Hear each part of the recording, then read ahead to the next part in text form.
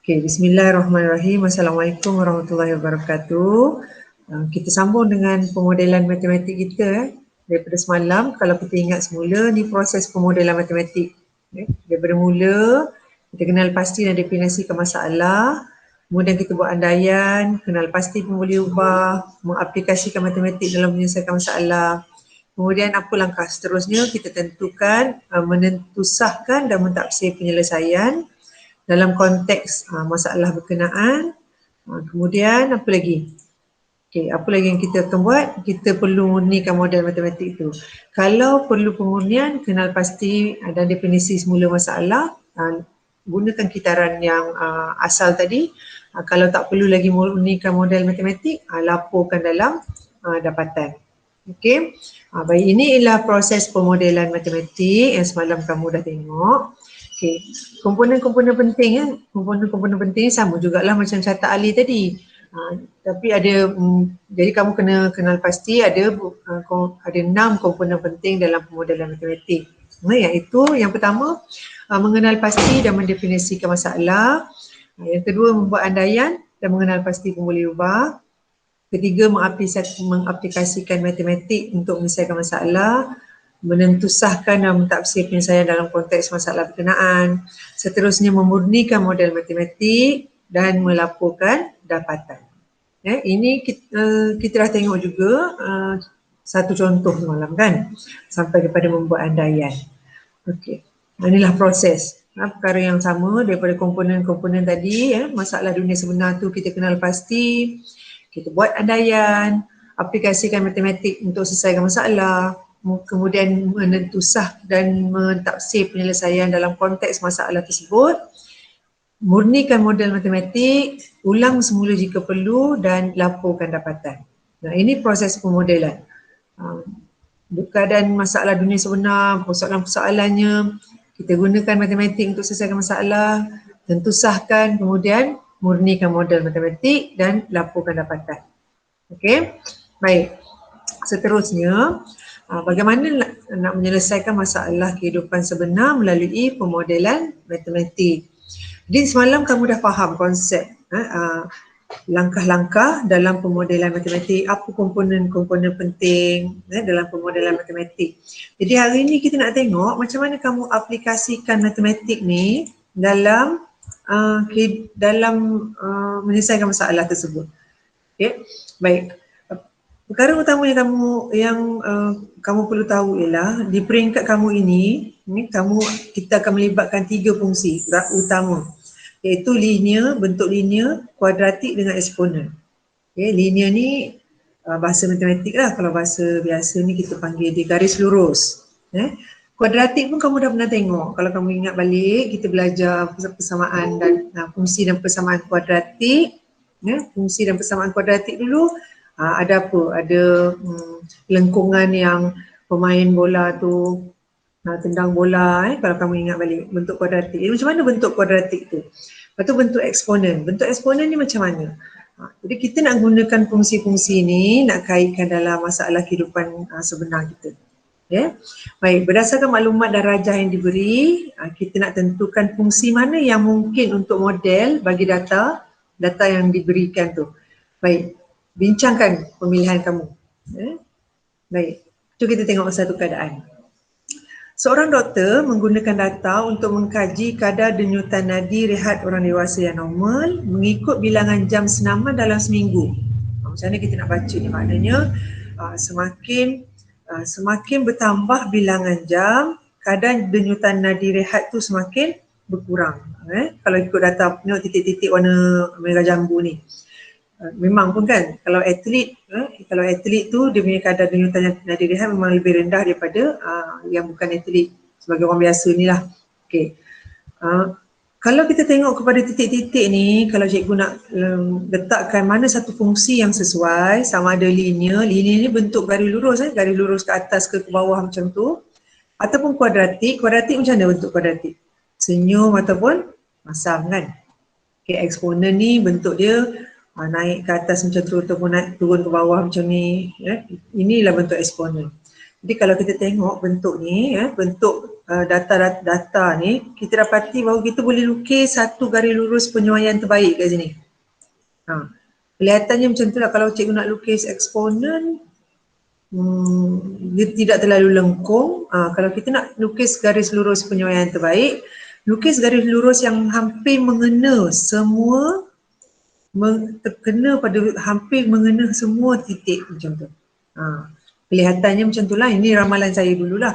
Maksudnya ramalan kita, bentuk graf yang akan didapati ialah bentuk linear. Jadi kita bolehlah buat perkaitan. Kalau kadar denyutan dia 80, berapa? Kalau bilangan jam senaman dalam seminggu dia 10 jam, berapa kadar denyutan dan dilihat dia?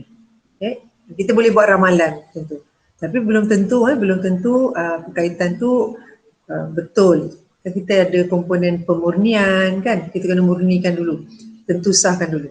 Okey, cuba tengok keadaan yang kedua. Seorang saintis menggunakan data untuk mengkaji populasi harimau. Dia pun kajilah, dia pun catatlah data. Tahun 1960 ada 41,000 ekor harimau. Tahun 1990 ada berapa ni, anggaran ni berapa ni? Lebih kurang dalam 11,000 ekor harimau. Tahun 2020 dah tinggal 3,000 ekor harimau. Okey, dia pun catat data-data ni dalam bentuk graf. Ini populasi harimau.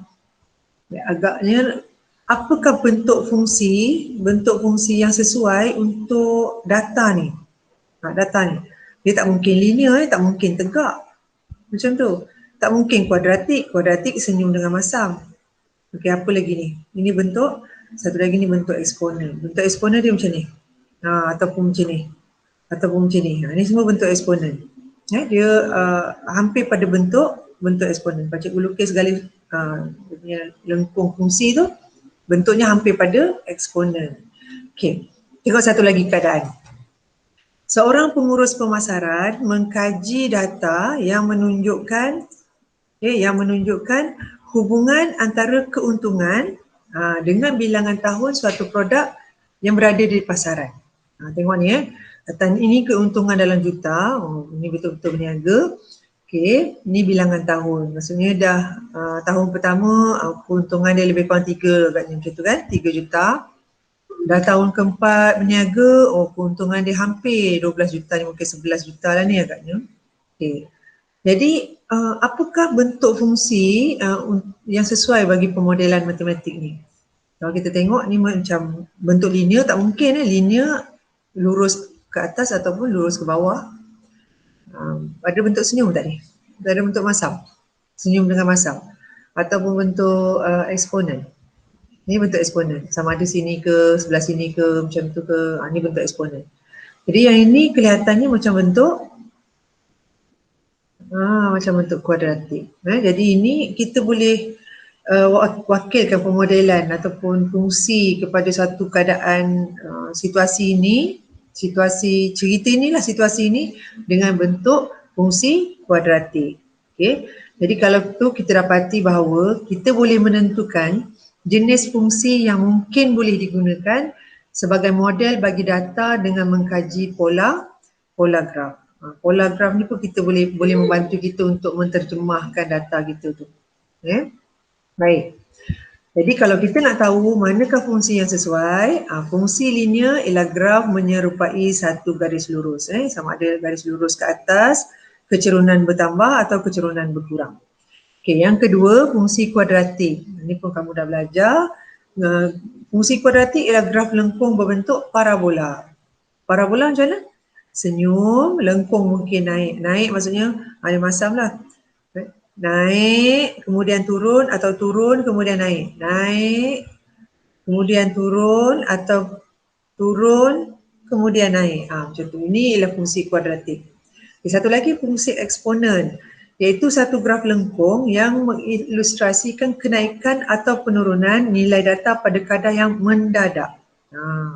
Kan, kalau kamu tengok kepada trend peningkatan kes COVID-19 misalkan kan, kalau kamu tengok memang dia lukis data dia bertabur macam tu, tapi bila kita wakilkan dengan satu graf fungsi ada rupa macam eksponen, betul tak? Mula kita mendata sekejap kan, data tiba-tiba naik mencanak macam tu.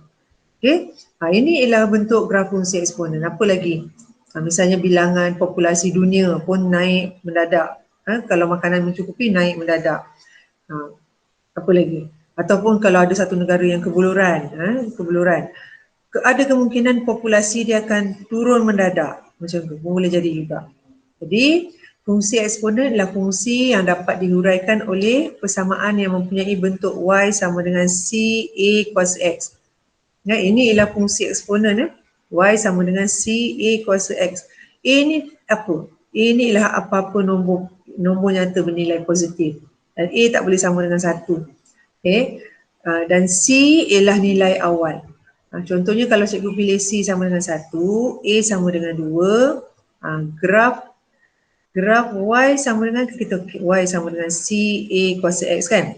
Kalau cikgu pilih C ni 1, A ni 2 kuasa X, okay, graf kita akan dapat Y sama dengan, ni 2 kuasa X ni 2 kuasa X darab 1 dapat 2 kuasa X juga. Okay, bentuk graf Y sama dengan 2X ni ialah macam ni. Macam ni. Bentuk graf ni. Okay. Boleh? Kita tengok lagi bentuk-bentuk graf eksponen lepas ni kalau kita jumpa soalan tu ya. Okay. Tengok satu contoh je hari ni. Okay, contoh 2. Kereta Amin menggunakan 45 liter petrol untuk bergerak sejauh 405 km. Jika Amin ingin memandu kereta yang sama untuk satu perjalanan sejauh 198 km, berapa jumlah petrol liter yang diperlukan? Selesaikan masalah ini melalui pemodelan matematik. Kita ingat semula ada komponen-komponen kan dalam pemodelan matematik. Langkah yang pertama, kenal pasti dan definisikan masalah. Mengenal pasti dan mendefinisikan masalah. Tentukan dahulu isi padu petrol yang diperlukan untuk satu perjalanan 198 km. Ni. Itu maklumat yang kita ada kat situ. Kemudian kita nampak semakin jauh, lebih jauh perjalanan, lebih banyak jumlah petrol diperlukan. Itu secara logiknya. Betul tak? Jaranglah pula makin jauh kita bergerak, makin kurang guna petrol, tak. Itu ada kaitan. Semakin jauh perjalanan, lebih banyak jumlah petrol diperlukan. Oleh itu, jumlah petrol berubah secara langsung dengan jarak perjalanan. Ini konsep matematik. Bab 1 kamu belajar, iaitu ubahan. Berubah secara langsung. Maknanya apabila satu pembuli ubah A itu bertambah, pembuli ubah B juga akan bertambah. Pembuli ubah B juga akan bertambah. Itu komponen yang pertama, langkah pertama dalam pemodelan matematik. Sekarang kita pergi pada langkah yang kedua, membuat andaian dan mengenal pasti pembuli ubah. Okay, apa andaian-andaian yang kita nak buat? Okay, andaikan kelajuan memandu bagi kedua-dua perjalanan sejauh 405 km dan 198 km ni adalah sama. Kita tidak mengubah kelajuan. Kita tak mengubah kelajuan. Sama. Kita buat andaian, nama pun buat andaian. Okay. Lagi apa? Kita nak wakilkan pula. Kenal pasti pembuli ubah. Apa pembuli ubah yang kita nak guna? Okay, kamu wakilkan X sebagai jarak perjalanan, Y sebagai jumlah petrol yang diperlukan. Ada dua je pembuli ubah dalam contoh ni. Okay, apa lagi? Tadi dalam langkah pertama, kamu tahu bahawa jumlah petrol berubah secara langsung dengan jarak perjalanan. Jadi dah kamu wakilkan dengan pembuli ubah, Y berubah secara langsung dengan X. Jadi macam mana perkaitan ni kalau kita nak buat matematik? Ingat balik tak bab 1? Y sama dengan KX. Sebab dia Y berubah secara langsung dengan X. Jadi bila kamu nak buat matematik dia, kamu kena tukarkan perkaitan. Masukkan pemalar kat sini K, jadikan ini sama dengan Y sama dengan KX. Di mana K ialah pemalar. Itu dia langkah ataupun komponen yang kedua dalam pemodelan matematik. Seterusnya, kita buat apa? Aplikasikan matematik untuk selesaikan masalah. Okay, tadi kan kamu dah kaitkan Y sama dengan KX. Okay, bila Y bertambah, X pun akan bertambah. Okay, kita gantikan dulu nilai-nilai yang boleh membantu kita selesaikan matematik ni. Okay, sekarang ni kamu ada 45 liter petrol, itu ialah Y. Gantikan 45 dekat sini. Okay, ini kita nak tengok perkaitan dia macam mana. Ini 405 ialah jarak perjalanan. Okay, Jadi kamu selesaikanlah K ni 45 per dengan 405. K sama dengan 1/9. Kamu akan dapat K sama dengan 1/9. Jadi masukkan balik K ni, masukkan balik yang ni, K sama dengan 1/9 ni ke dalam perkaitan tadi. Jadi kita akan dapat Y sama dengan 1/9X. Masuk balik masuk balik K dalam ni. Jadi dah perkaitan kat sini. Baik, itu perkaitan. Sekarang ni kalau perjalanan kita ni ialah 198 km. Ni, kalau ini ialah 198 km. Berapa Y? Macam tu. Okay. Jadi kita masukkanlah dalam persamaan tu. Y sama dengan 1/9 darab 198. Sama dengan 22 liter. 22 liter. Berapa jauh 198 ni kelas? 198 ni sejauh mana? Kalau daripada nilai tu nak pergi mana? Nilai tu nak pergi ke kalau ke Tanjung Malim, nilai ke Tanjung Malim lebih kurang dalam 130 km. Anggaran lah, nilai ke Tanjung Malim. Tanjung Malim ni sempadan Selangor Perak kan. Jadi 198 ni tambah lagi dalam 70 km, cik rasa atas sikit lagi daripada Slim River lah macam tu. Ada lagi lebih kurang 60 km lagi ke atas daripada Tanjung Malim. 22 liter, logik lah kan? Logik lah minyak pakai 22 liter, takkanlah pakai 2 liter je. Mesti kadang bila jawapan tu, bila kita dapat jawapan matematiknya tu, kita tengok logik ke tak logik. Kita tengok juga. Maka, apa kesimpulannya? Maka 22 liter petrol diperlukan untuk satu perjalanan 198 km.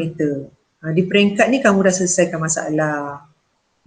Di peringkat langkah ketiga ni dah selesai dah masalah. Maksudnya sebab kita dah buat andaian tadi, laju sama. Pergi ke langkah yang keempat pula. Langkah yang keempat, menentusahkan dan mentafsir penyelesaian dalam konteks masalah berkenaan. Apa maksud dalam konteks masalah berkenaan? Kita cerita tentang kereta Amin saja. Kita tak mewakili kereta orang lain. Kita cerita laju yang Amin bawa. Kita tak cerita konteks laju tu kejap perlahan, kejap laju, kejap perlahan macam tu. Kita tak. Kita cuma ambil penyelesaian tadi untuk kes kereta Amin ni saja. Kereta Amin dan Amin, perjalanan Amin saja. Jadi model fungsi linear Y sama dengan 1/9X. Macam mana kita tahu dia ni linear? Macam mana kita tahu dia ni linear? Apa dia persamaan atau bentuk persamaan linear? Y sama dengan Mx campur C. Y sama dengan Mx campur C. Ini kuasa 1 kan? Sini kuasa 1, ini pun kuasa 1. Tak ada kuasa 2 sini. Dekat sini pun bentuk Y sama dengan 1/9X. Campur kosong lah maksud dia. Jadi ini ialah bentuk linear, mewakili bentuk linear. Model fungsi linear yang diperolehi mungkin tidak dapat digunakan untuk semua situasi perjalanan. Misalnya, jika perjalanan sejauh 405 km, tadi kan 405 km kan? 405 km melalui jalan raya yang menghubungkan pekan dan bandar, manakala perjalanan yang satu lagi ni 198 km kita lalu lebuh raya, itu juga akan berbeza. Oleh itu kadar penggunaan petrol adalah lebih cepat dalam perjalanan pertama, betul tak? Kalau ikut jalan dalam, kita pakai jalan apa tu, tempatan. Jalan dalam berbanding dengan jalan lebuh raya, sebab jalan dalam ni kereta tak boleh bergerak laju kan. Bila lambat tu petrol pun akan pakai banyak. Jadi kadar penggunaan petrol lebih cepat dalam perjalanan pertama berbanding dengan yang kedua. Jadi apabila diterjemah dalam dunia sebenar, model fungsi linear yang diperolehi ini sebenarnya kurang sesuai. Tidak sesuai digunakan untuk menangani masalah berkenaan. Kan? Banyak sangat faktor-faktor lain sebenarnya. Bukan setakat macam mana pula Amin secara logiknya, Amin ni takkanlah bawa sama je kan. Takkan dia bawa sama je kelajuan. Kita boleh inilah, kita boleh masa ni lah kita nak tengok perlu tak kita ubah suai ke, ataupun kita boleh tulis dalam dapatan model ini kurang sesuai macam tu. Baik, langkah seterusnya. Okey, memurnikan model matematik. Okey. Tadi kamu dah dapat dah kaitan dia, y sama dengan y sama dengan 1/9x. Okay, kamu dah dapat hubungan antara jarak dengan petrol. Okay. Tapi bila kita nak murnikan model matematik ni dalam masalah Amin ini, kita tak dapat murnikan model sebab maklumat tu terhad. Maklumat terhad sebab apa lagi yang boleh bantu kita sini? Kita cuma ada satu yang berkaitan ni untuk cari X, untuk cari K tadi. Lepas tu kita dapat 198 tu kita dapat 22 liter minyak kita gunakan, itu saja. Tak ada lagi maklumat-maklumat lain. Jadi untuk kes ini, untuk situasi ini kita tak dapat murnikan model. Apa sebabnya? Maklumat tu yang diberi terhad lah. Jadi bila beri peringkat melaporkan dapatan, laporkan dapatan dalam bentuk penyelesaian masalah. Penyelesaian masalah tadilah yang jalan kerja matematik tu. Berdasarkan tafsiran penyelesaian yang telah dilaksanakan di atas. Macam tu. Itu cara kita mengaplikasikan pemodelan matematik dalam masalah dunia yang sebenar. Ya. Jadi untuk hari ini, kalau kamu refresh balik tajuk ni sama macam tu juga. Ada 6 komponen penting.